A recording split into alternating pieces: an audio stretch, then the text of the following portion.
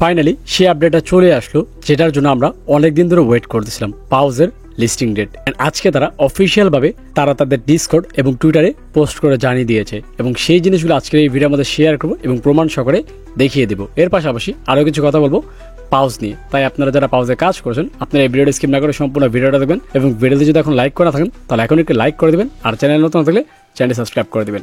তো hello guys, আসসালামু আলাইকুম, ইটস মি আরিফ আহমেদ, ফিরে আসছি ইন্টার পর।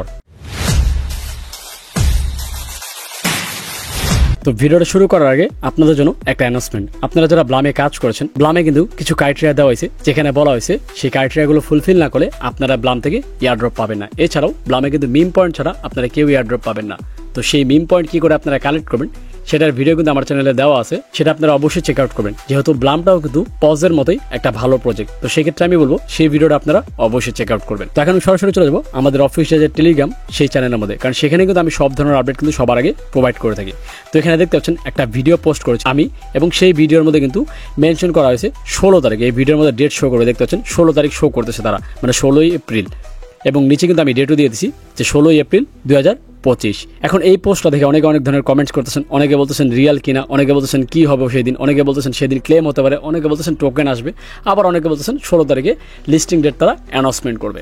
তো এখন দেখেন 16 তারিখে হবে কি সেটা কেউই যায় না, তবে আমার যতটুকু ধারণা 16 তারিখে লিস্টিং হওয়ার সম্ভাবনা অনেকটাই বেশি, কারণ পাউজের তেমন কিছু নেই আমাদেরকে দেওয়ার মতো, কারণ অলরেডি আমরা আমাদের টোকেনটা ক্লেম করে ফেলছি, এবং সেটা কিন্তু আমাদের ওয়ালেটে তারা হয়তো বা কিছুদিনের মধ্যে ট্রান্সফার করে দিবে। যেহেতু আমরা ক্লেম করে ফেলছি, তারা সবকিছু করে ফেলছে, সব ওয়ালেটের সাথে কোল্যাব করে ফেলছে এবং অ্যানাউন্সমেন্ট করে দিছে, তো সেই ক্ষেত্রে আমি মনে করি এখানে আর কিছু বাকি নেই।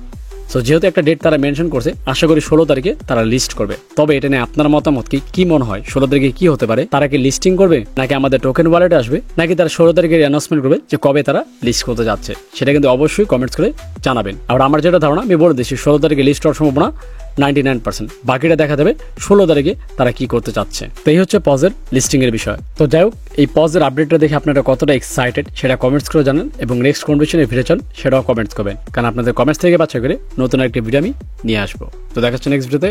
সে মধ্যে ভালো থাকবেন, সুস্থ থাকবেন, আল্লাহ হাফেজ।